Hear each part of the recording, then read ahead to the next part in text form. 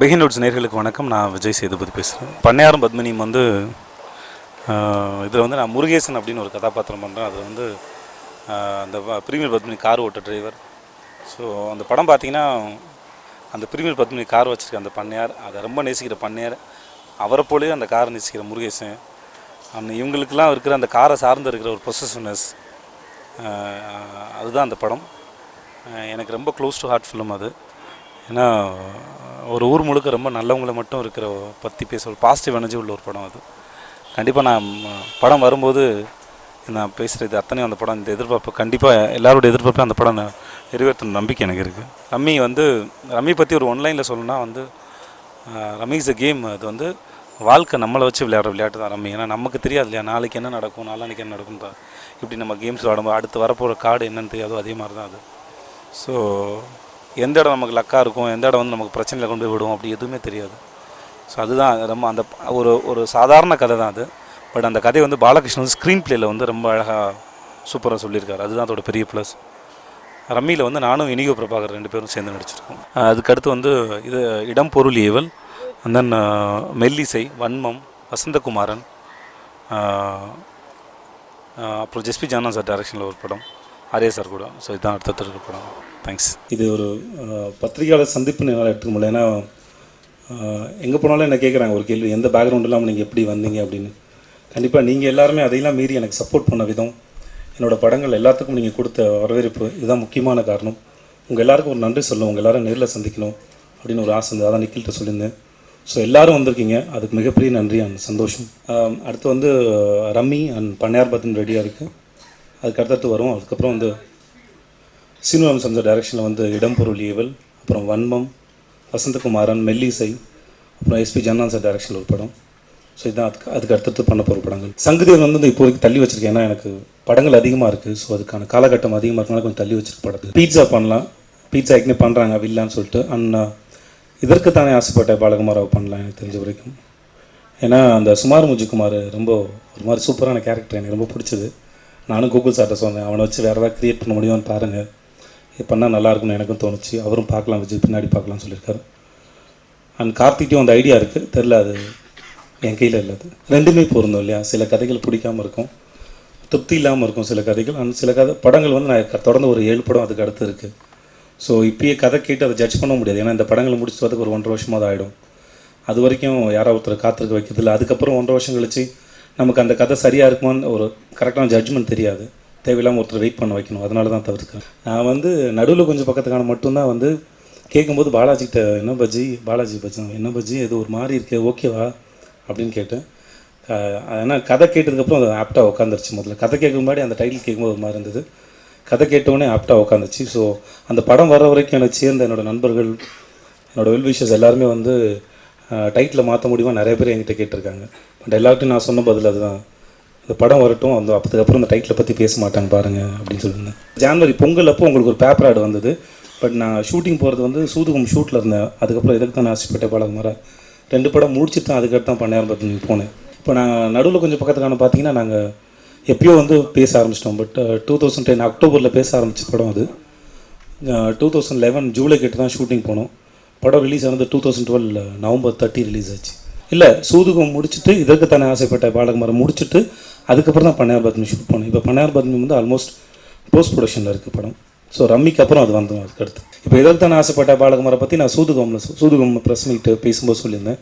இப்போ ரம்மி பண்ணையார் பத்மினி படத்தை பற்றி பேசுகிறேன். ஸோ அந்த படம் வெளியே போகும்போது கேட்குறாங்க இல்லையா, எப்படி வந்திருக்கு படம், எப்படி வந்து கேட்கும்போது ஸோ அந்த படம் எப்படிப்பட்ட படம்னு சொல்கிறேன். ஏன்னா இப்போ ஜேஎஸ்கே ஃபிலிம் கார்பரேஷனாக ரம்மி படத்தை வாங்கியிருக்கு. ஸோ அவர் ஜென்ரலாக ஒரு நாள் ஆஃபீஸ்க்கு வந்தார். நான் அவர்கிட்ட இந்த படத்தோட கதையை பற்றி சொல்லிட்டு இருந்தேன். ஸோ அப்போது அவர் கதை பிடிச்சி போய் தான் அவர் வாங்கினார். உடனே அந்த படத்தை வாங்கினாங்க. பண்ணையார் பத்மினி ரொம்ப ஒரு ப்ளசண்ட்டான ஃபிலிம் அது. ஸோ அடுத்தடுத்த படங்கள் வரும் நினைக்கிறேன். அடுத்தடுத்து பண்ணுற அத்தனை படங்களும் காமெடி படம் கிடையாது. ஏன்னா ரம்மி வந்து ஒரு எமோஷனலான ஃபிலிம் தான். ஃப்ரெண்ட்ஷிப், லவ் பேஸ் பண்ண ஒரு எமோஷனல் ஃபிலிம் தான் அது.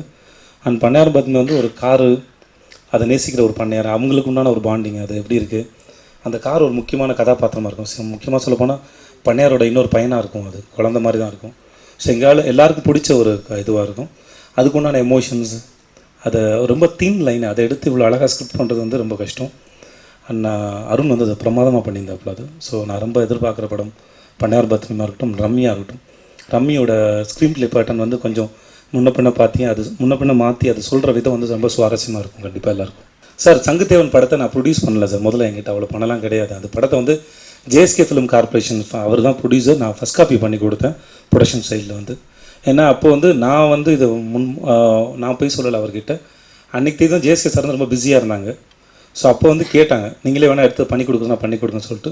ஸோ என் கூட வந்து என்னோடய மேனேஜர்ஸ் என்னோடய ஃப்ரெண்ட்ஸ் எல்லாம் இருந்தாங்க. ஸோ அவங்க கூட கேட்டேன், பண்ணிடலாமான்னு கேட்டேன். ஸோ சடனாக ஒரு 1 ஹவரில் எடுத்த முடிவு தான். அதனால தான் படத்துக்கு கம்பெனிக்கு பேர்லாம் பெருசாக எதுவுமே யோசிக்கல, விஜய் சேது ப்ரொடக்ஷன்ஸ்னே ஆரம்பிச்சிட்டேன்.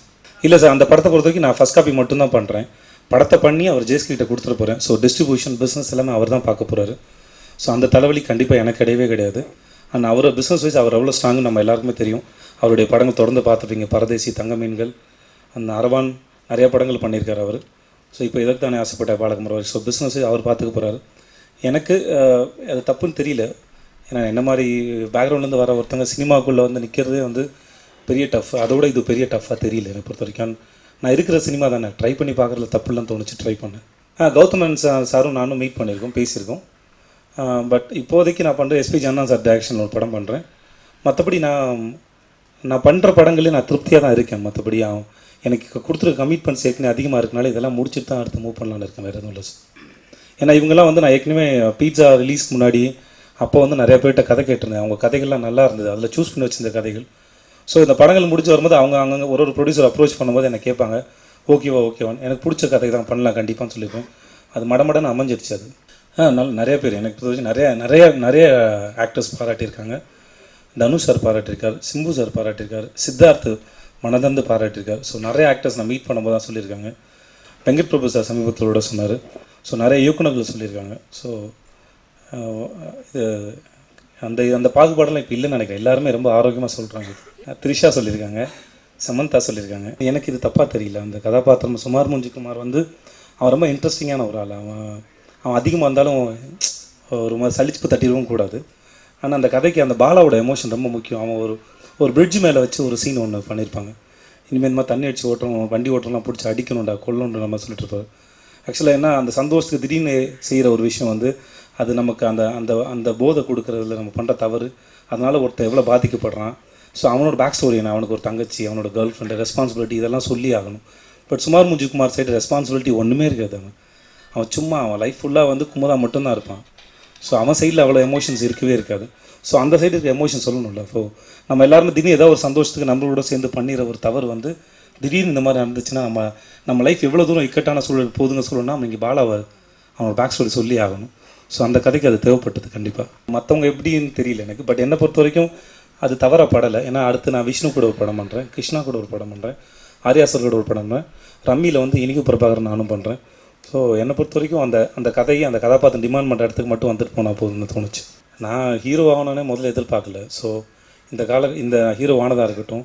அண்ட் இந்த இடத்துக்கு வந்தது காரணம் வந்து என்னோடய இயக்குநர்கள் அவங்க செஞ்ச வேலை தான் காரணம். ஏன்னா இந்த கதைகள் இந்த 5 படங்கள் இந்த கதைகளுக்கும் அதில் எந்த வகையிலுமே நான் வந்து சம்மந்தப்படவில்லை, நடித்ததோட சரி.